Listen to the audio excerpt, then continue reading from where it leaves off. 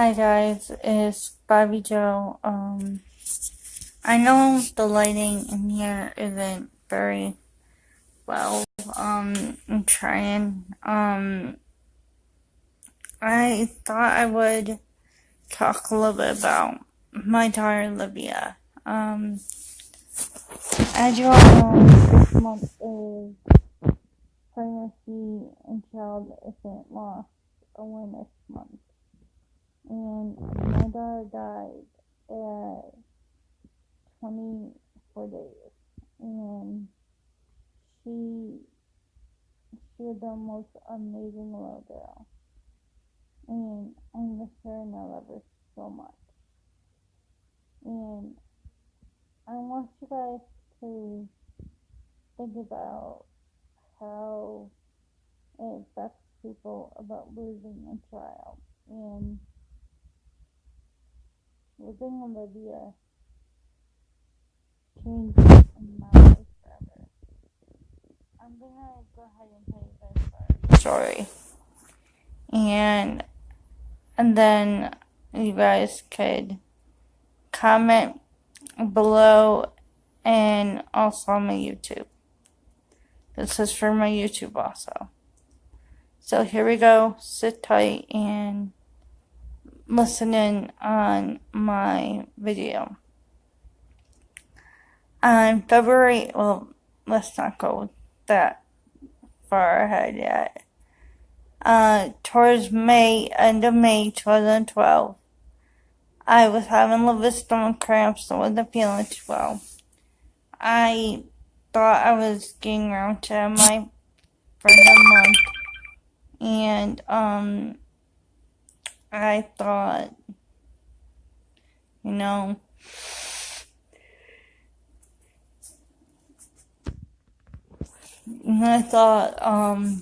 something was wrong. So at this time, I was living in Niagara Falls, and I had went to Mount St. Mary's Hospital. They had did blood work and pregnancy tests.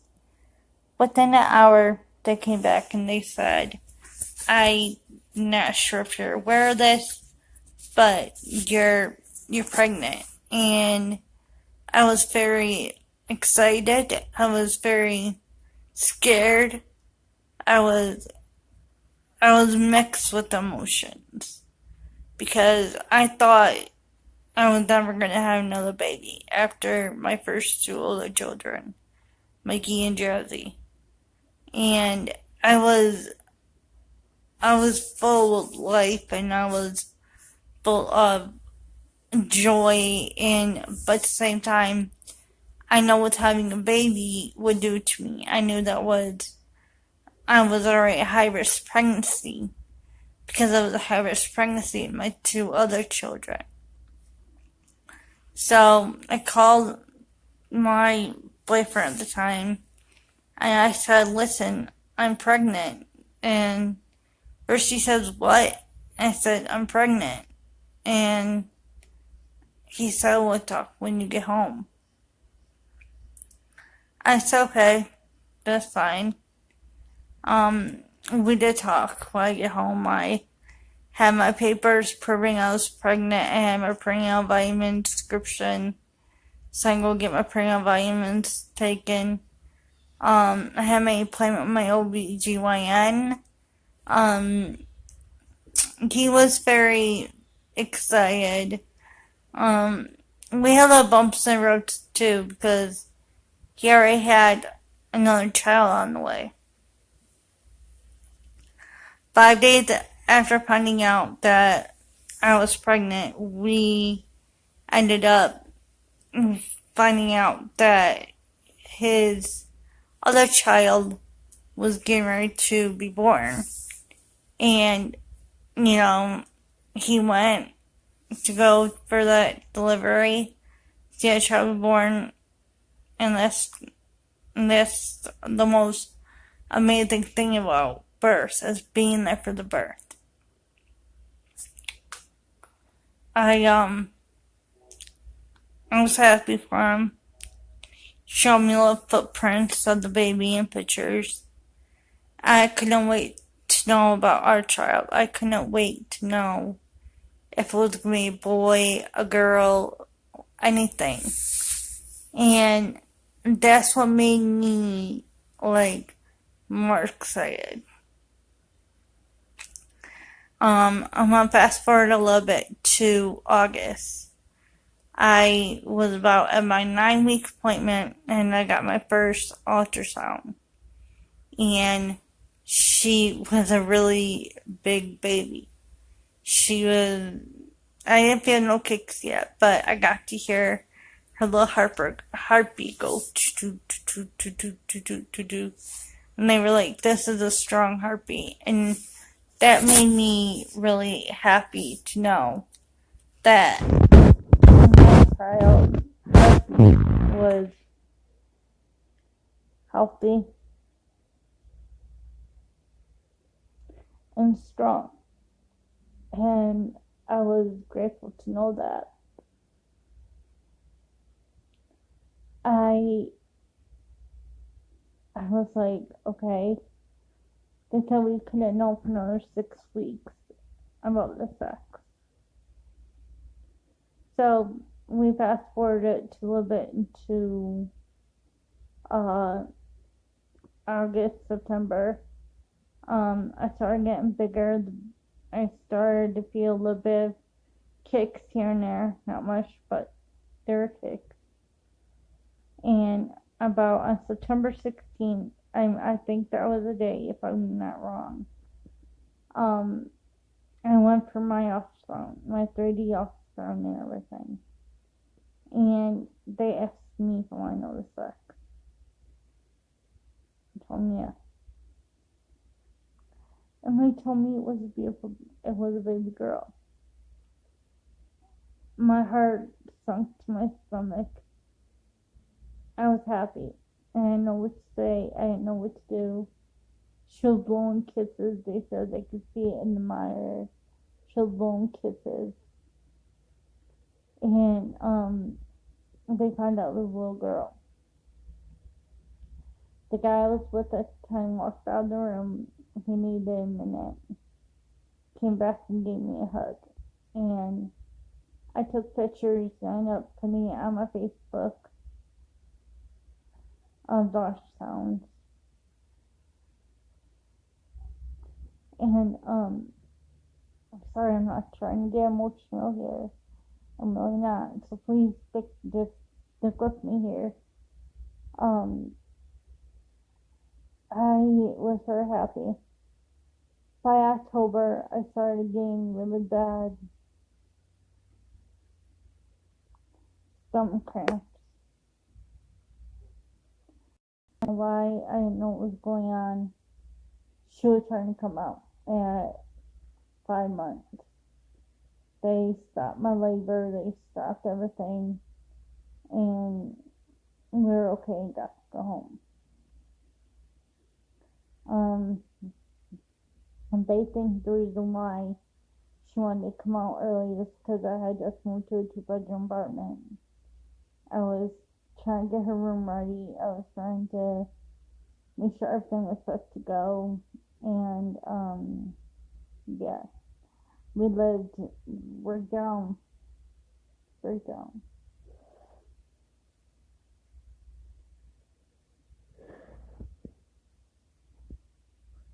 Greenhouse Street for my father. And my dad, he knew I was excited. After about a couple of weeks after that, I noticed I was having some leakage. I went back for another appointment. It was like towards the end of October and in November. They're like, well, you're doing okay with that. I feel comfortable sending you home. We want you back in 2 weeks. Back in 2 weeks, everything was fine. About 5 days before Christmas, 6 days before Christmas, I got really sick. They didn't know if it was me or the baby that was sick. One of us was. they had to give me some medicine, and I had to do a test, and that for you women that have been pregnant, you guys know what it is to keep nothing, and to see how it says you had the God, I can't remember what it was. It's so far back, I can't remember what it was, but I had to do the test. He did nothing for 24 hours, came back that negative, I was fine. Yes, I was still sick, but I can go home. Because the one reason why I wanted to go home was because it was Christmas and I wanted to see my family. My son, my grandmother, everybody. I got to go home. I took it easy. Um, I had a great Christmas. We made the best out of it. My grandmother was sick at the time. We made the best out of it. When New Year's came and passed, I was doing fine. My son's birthday came and passed. We had a birthday party for him. Um, he was fine. He gave me hugs. I was right there with him, opening presents and everything. And my grandmother was there. My aunt was there. I was there. My mom, my other aunt, everybody was there. And it was the best birthday party. It was hard for me to get up at that time because being 8 months pregnant and going on 9, having a big belly was tough on my walking at the time because of my cerebral palsy. I was having fun. It was great. 2 weeks later, I went to go for a test, and we were going to go for an amniocentesis and to see how developed my daughter's lungs were.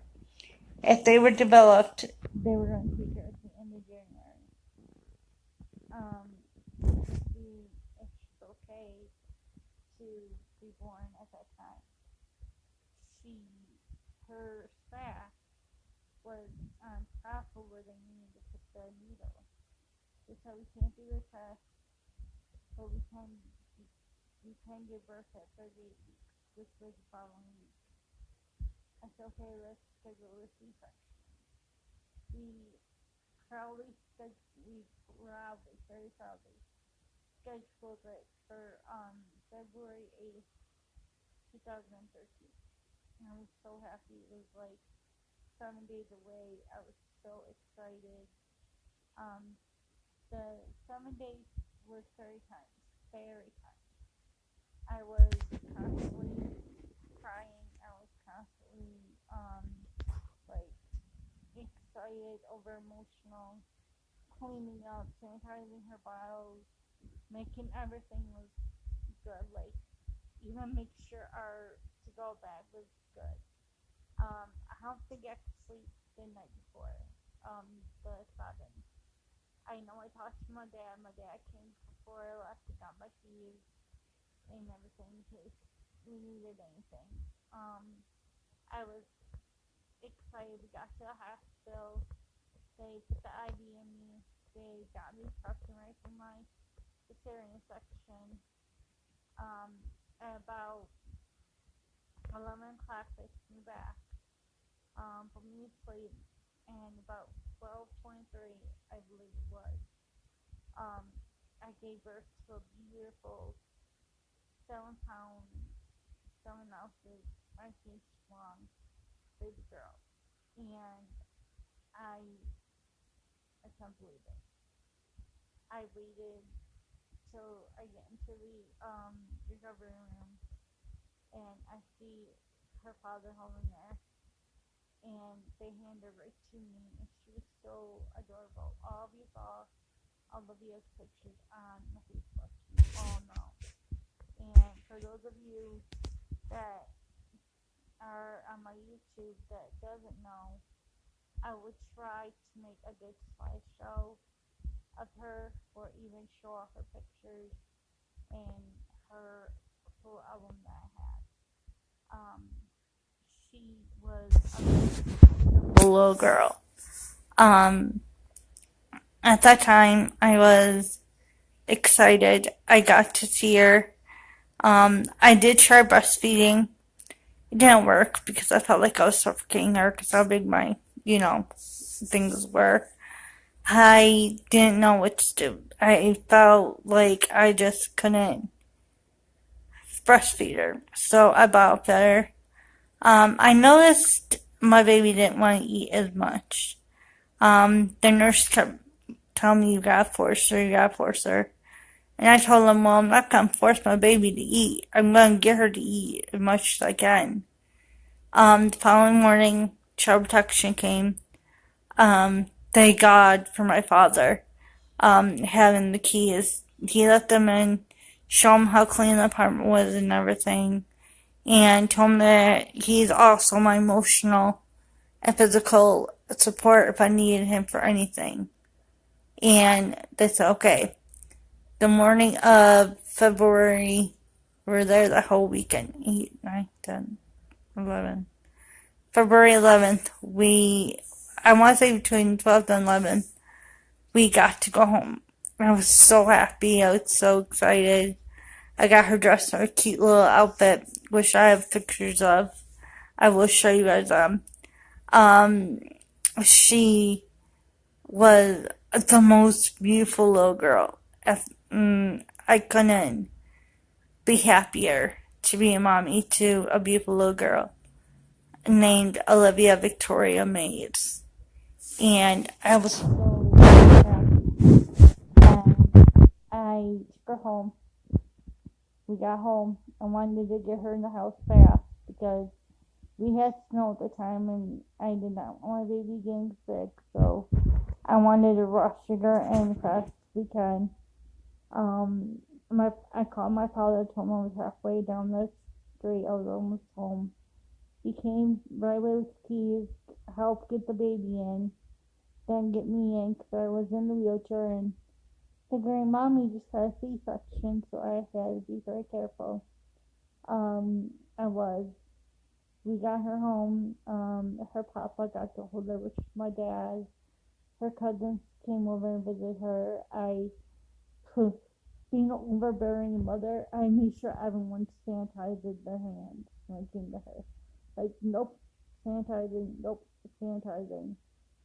She was very good. The first tonight's home, she was very fussy. I kind of had a feeling she was very colic, like, she wants to be held a lot. So, me being up and everything, I'm not a new mom because I already knew how to do it. I took care of her.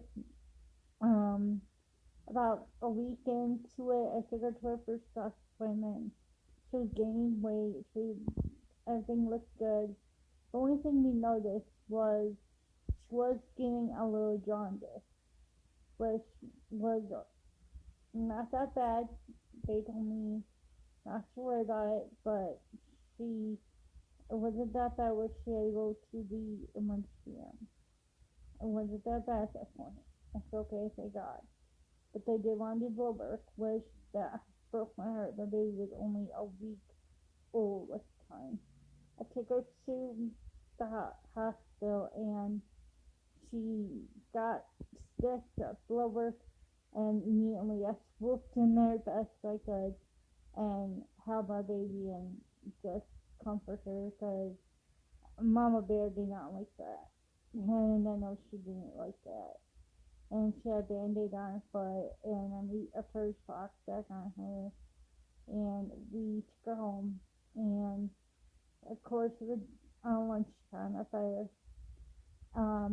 About a few days later, on February 19th, I was sitting at home. She was just relaxing and everything, much as I was. And I got a phone call that my grandmother had another heart attack. I was very scared. I was very worried. My dad explained a little bit of it to me.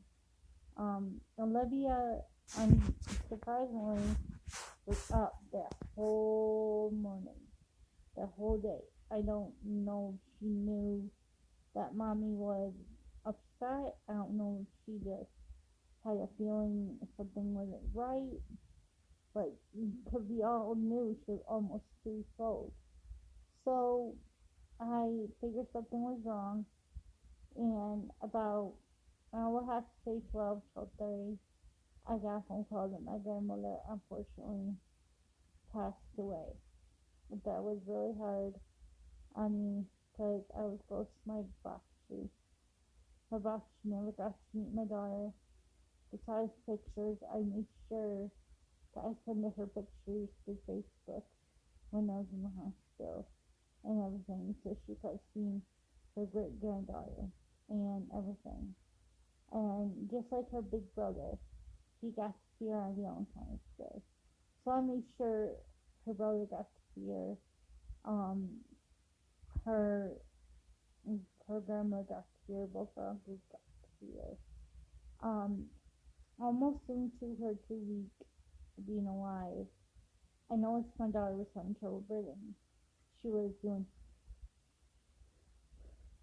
and that was scaring me. I wasn't sure if that was a seizure or not. And I called the pediatrician right away, and they made me take her directly to the pediatrician office. I called her father. Her father was with his dad, and they went and picked him. We went and picked him up and took her right there. She was still doing it at the pediatrician's, and also because the newborn cough screen came back abnormal, they wanted me to take her back to surgery anyways because of that. So we had rushed her by ambulance from the patient's office to Buffalo Women's Children's Hospital.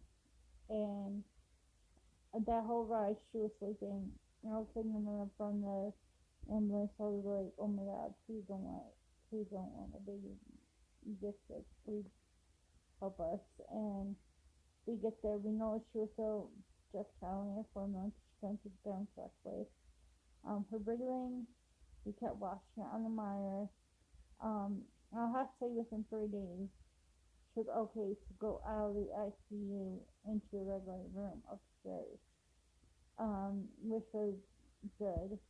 I discovered a lot of new things about my child at that point. Olivia still loved mommy to cuddle with her and hold her. I would, believe me, I was awake the whole time at the hospital. Um,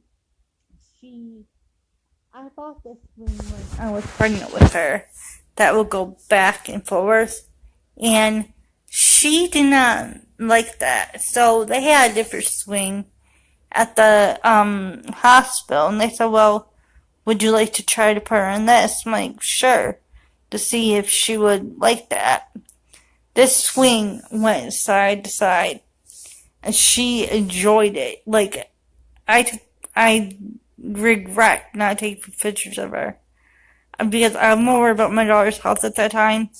I did not take pictures of her at the hospital while she was sick.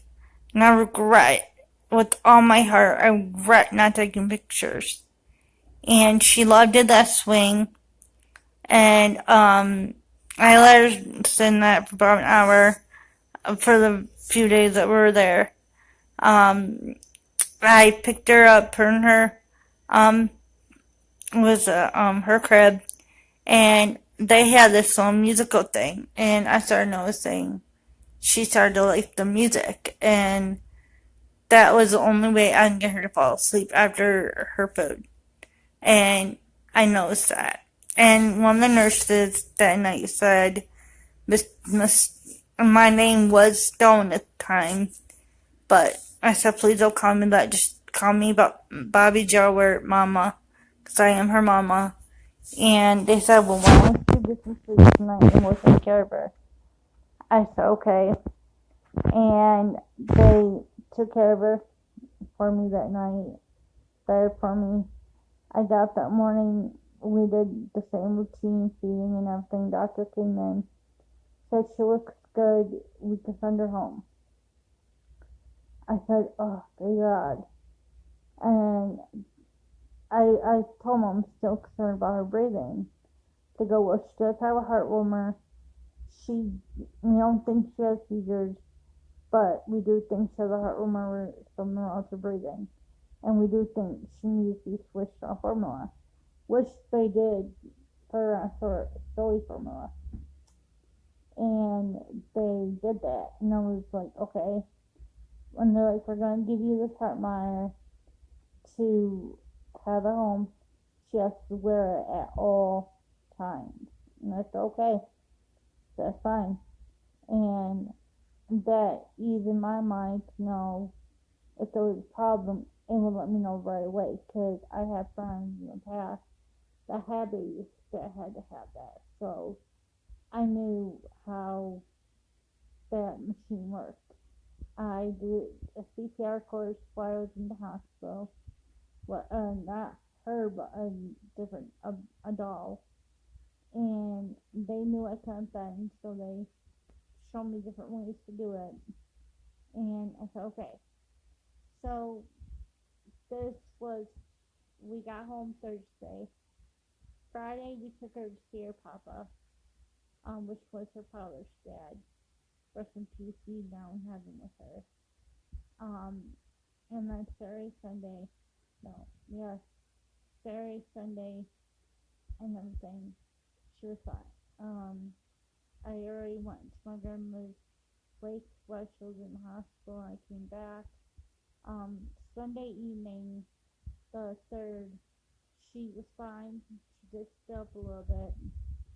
She was giving me the coo and ooze at 3 weeks old. So it was so amazing how she was doing that. I do have pictures of her doing that. And I don't think her pacifier while her father was getting the bath ready. And I was happy. He gave her a bath because I couldn't stand fully yet because I did a lot of standing in the hospital. And they took me, and he gave her back to me. I put some lotion on her. I put the same lotion on her that I used on my son, who's now 10. Because he used to love that lotion so much because it put him right to sleep. And I thought maybe it would help her. So I did the lotion in the diaper, and her father said, well, let me get her dressed. So, okay, why not? I let him get her dressed, and he goes, I'm not gonna lie to you, she did try to roll to her one side. And it was funny because I'm like, what the heck is my child trying to do? Like, she's only 23 days. She can't roll yet. But she was rolling on the one side, and the doctor told me not to worry about it. So it was cute. I put her basket in. She fell asleep. About 1 o'clock, I fell asleep. No, midnight, I fed her. She did that great. I fed her, put her basket in. About 1 o'clock, I fell asleep. And I didn't hear her at all that night. I mean, I'm pretty good with hearing her crying. And I was still sleeping on the couch because my cesarean was still hurting me. And all of a sudden, I hear my ex scream, babe, wake up, something's wrong with the baby. I flinched over, I looked, and looks like he was holding her up. Then I goes up, and they screamed and said, babe, something's wrong with the baby. And I see her on the floor, just in a diaper and her machine off. I was very scared. I didn't understand what the fuck happened. I pushed everything that was in my way. I pushed it out of the way. I kneeled to the ground, which I know I shouldn't have done that because of my cesarean. And I was like, Olivia, come on, wake up, baby, it's mama. And she was warm to the touch, but not breathing. I realized the machine was on, and I'm screaming at her father, what the fuck ain't the machine on? What the fuck? And I'm screaming at him, like, literally screaming at him. I turn on and show me a low heart rate. I'm like, oh my god, what the hell happened? So I'm screaming, where's the phone? We need to get to the hospital. He was on phone on one. He was like in shock. He didn't know what to do, what to say. So I had to do two things at once. Be on the phone with the paramedics and do CPR on my daughter, which was tough. And I did CPR um and all of a sudden blood was coming out her nose. She wasn't breathing. I'm like, where are the police? I need help, I need help. And we hear a door knock. I yell at him, go get the fucking door. And the cops get there, and they didn't even try to help. They did not try to help me. And next thing I know, the paramedics moved me out of the way. I'm freaking out. I got my shoes on. By the time I turn around, they already had her in the ambulance. And my heart just went to my stomach. I'm like, how am I gonna get to the hospital from here? And the police officer was like, ma'am, I can give you a ride. I'm like, okay, thank you. They give me a ride to Memorial because that's where she was. I run into, I never jogged that fast into the hospital before.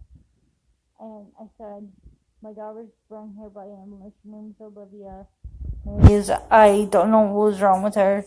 Can you please help me? I don't understand what is wrong. Please help me. I want to see my baby. They put me in this little room and with my ex at the time. And I'm sitting there and I'm crying and I'm crying. And I'm freaking out like, what is wrong with my child? And all I can remember is I'm sitting there, I'm calling my dad like, Dad, Olivia wasn't breathing. Can you please come to the hospital? Please, because I don't know what's going on. Social worker came in, the doctor came in, and the nurse came in. And I'm looking at all three of them. I'm like, what is wrong with my child? She just came home from children's. What is wrong with my child? And they said, unfortunately, she passed.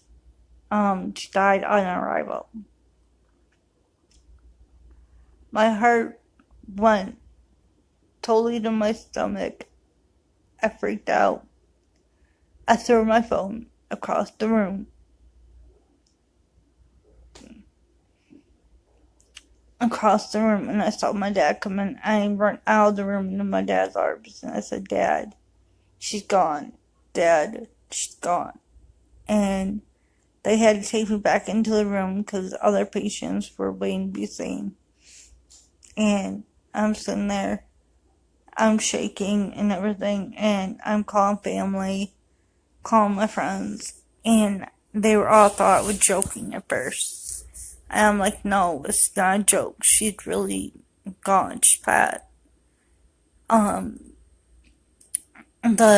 called the police, which is detectives. They called Child Protective Services, which already had a caseworker through there, so I gave them the name. And a social worker from the hospital and my mom.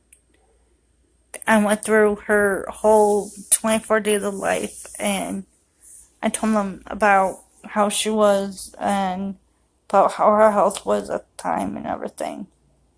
And they all asked me, was there anything unusual? And I told them the only thing that was hard was I kept telling her father, don't fall asleep with the baby. Don't fall asleep with the baby. And they said, okay. They took him into another room. They let me go. And my parents was out there, my brothers, their girlfriends. Everyone was out in the waiting room giving me hugs and getting me to calm down. And I kept telling them I can't handle it. I can't go back in the house. I can't go back in the house. I'm asked my mom if I can go to her house because I couldn't do it. I couldn't go into the house. And about an hour, maybe 45 minutes, her father came out. I found out they went to the house. They took everything that was there, the wish she was on, everything. because there were different stories being told by him. First showed them Bob CC, and then he realized her head was over like this. Then I was told that she rolled over on her tummy by herself. It was quite a few stories, and I couldn't believe any of them. I said, you know what? It's better off for me to believe the um autopsy than him. Then about a day later, I called the funeral home. I went and my best friend Megan Murphy came with me, and she was pregnant at the time, so I felt bad. She's supposed to enjoy her pregnancy at this time, and she's helping me plan the funeral for my daughter. And that was hard. That was hard to ask her to do. And she was there for me. I did her obituary. I planned everything. Um, I picked out the casket. Her father was with me, but we picked out the casket. We picked out everything that needed to be done. They called me, told me that they had her. I said, okay. I was still in shock. I was still in disbelief. On March, she died on March 4th. On March 8th, we had her showing her funeral. I get in there, her casket was open. I know I kept saying, like, Mom, be scared. Mom, be scared. And I kept saying, Mom is here, baby. And that's all I kept saying to her. So I tried to say to her. And she was beautiful. They did a beautiful job at the funeral home with her. She looked amazing. All my friends and family came. Her father's friends and family came. I felt by myself at that time because her father was walking around talking to people, and I couldn't move away from my daughter's casket. Like, I sat right next to the funeral director actually put a chair for me right next to her casket, and got me to just I didn't want to leave my daughter's side.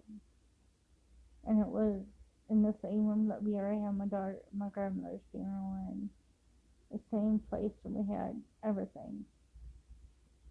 About, I have to say, a little while after we did this, I asked the back row and, like, everyone come and give her a kiss, because I was closing her casket that night. I couldn't do it. I kept going, her father, I can't close it. I can't close her casket. There's no way I can close her casket. And he kept telling me, we have to. We have to. I closed her casket. I gave her a kiss. I told her I loved her. I closed it. And then after that, I was okay with, they put the sticker up by her head, on her casket, her name Olivia V. Mayer. They left it. I held on to her casket. I didn't want to leave her side, but I wouldn't let. They had to go and get my friend Megan and her mother-in-law to come and get me, because I was so emotional. I was so upset. I hated it. I hated it. Her next day, she was supposed to be a month and 1 day old. We had her funeral. I had a priest there. They did everything. We took her to Oakwood Cemetery, which a lot of you seen her cemetery on my Facebook and my YouTube. And I, I buried my baby. I buried my little girl that should have been old, month and day old at that time. And that was hard. And to this day, it's still hard. I keep telling myself that she would have been a beautiful little girl. God must have needed her, and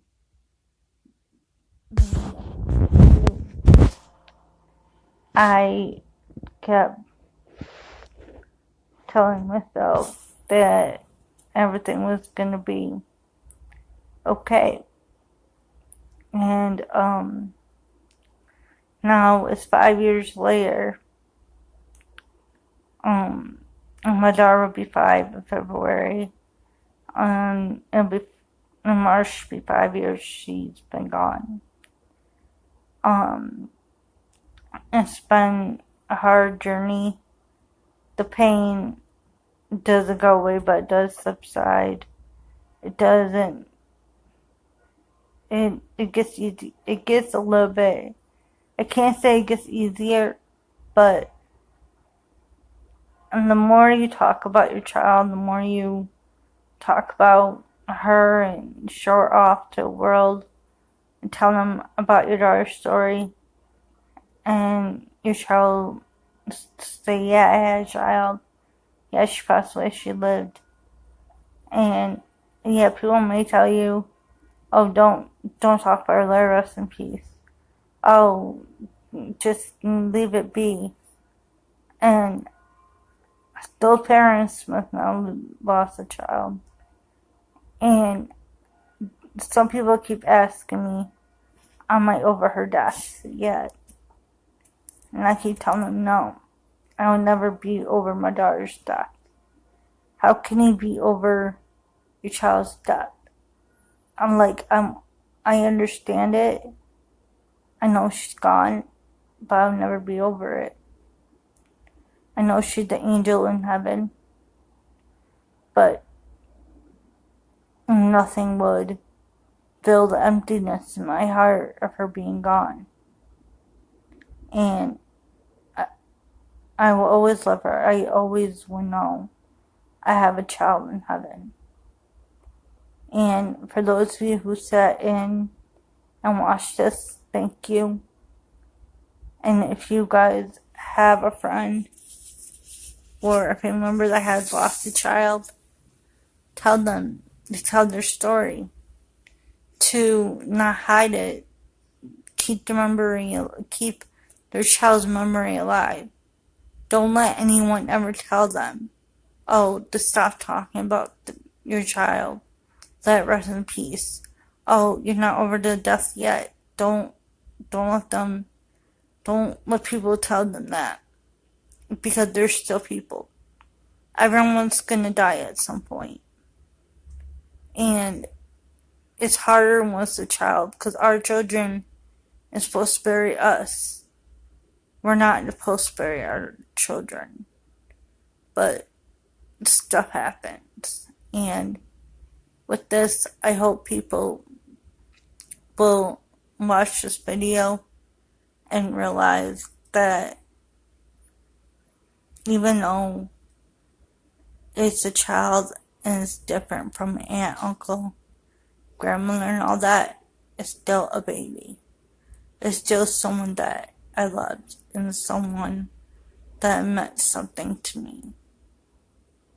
So, thank you for watching this, and I'll talk to you guys later.